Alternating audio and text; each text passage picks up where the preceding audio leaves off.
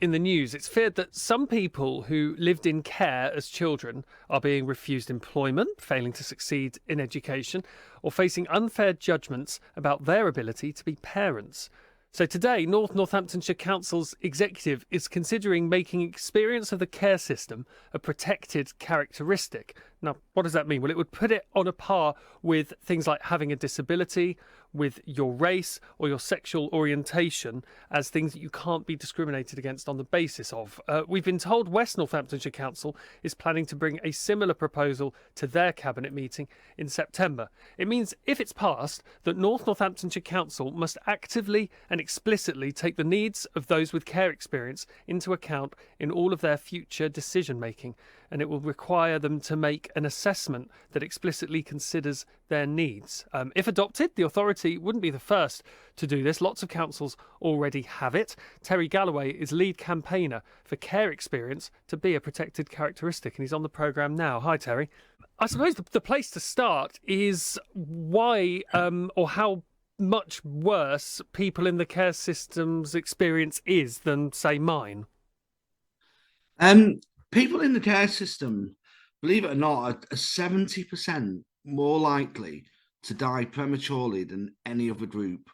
That's basically 20 years off their lifetime, and that happens because of the unresolved trauma that happens during childhood, pre coming into care, and during the transition through care. So that's the real nuts and bolts of why this needs to happen. And this has something, it's a personal feeling for you as well, doesn't it? It does. I came through the care system myself. I lived and moved around over 100 times before I left care, and that really has an effect on you as a human being. My family, I've got a brother and a sister, and we was split up whilst we was in care, and then literally moved from pillar to post, and then as we exited a broken care system, we went our kind of separate ways, and a lot of people that leave the care system end up looking for that love and that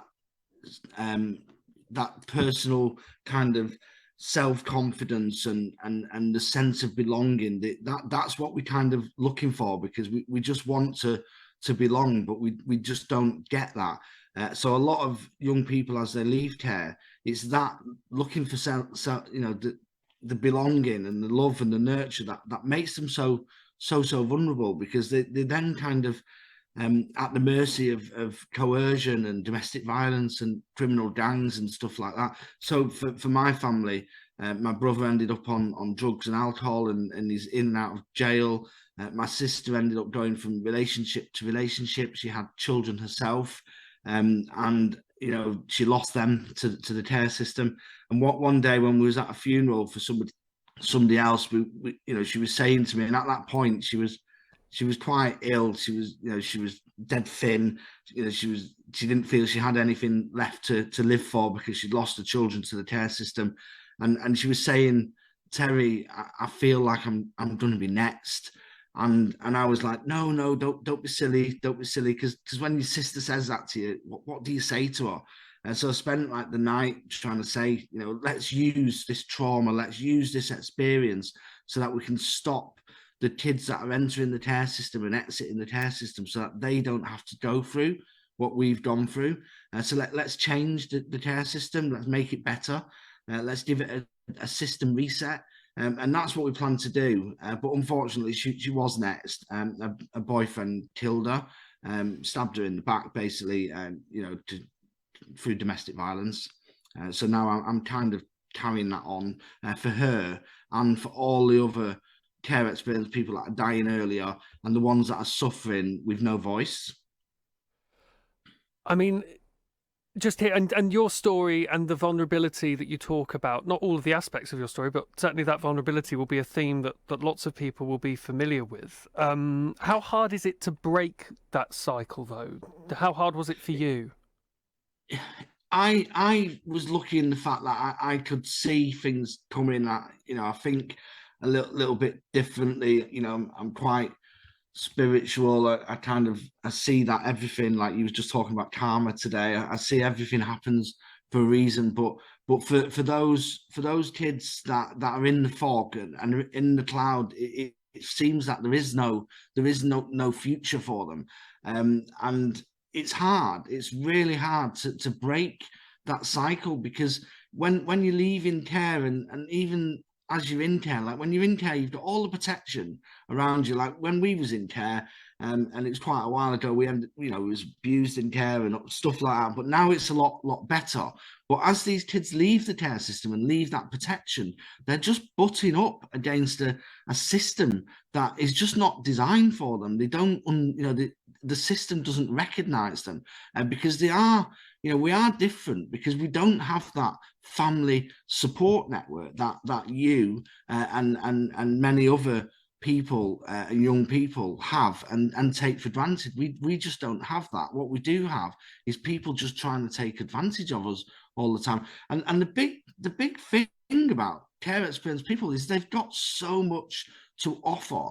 When they get the right support, which is what this protected characteristic should do. It should make sure that people who are in places that don't even know we exist, whenever they're making decisions, whenever they're designing services, that they just take account of us and how we can access those services. And that's why I'm so proud of North Northamptonshire today, because you're bringing this cabinet report, and it explicitly says in that report why.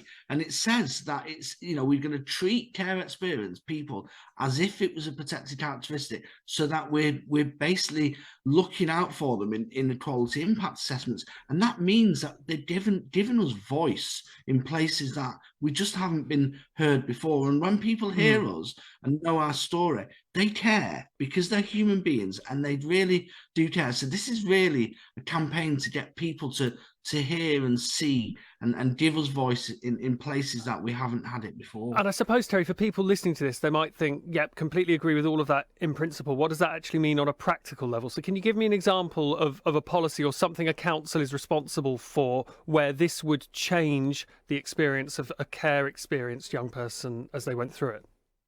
Well, there's two main parts to the protected characteristic. The first one is the direct discrimination, which we can all recognise, and that's like, I'm not going to give this care leaver a job because he's trouble, he's been in care, and that hurts for a care experienced person.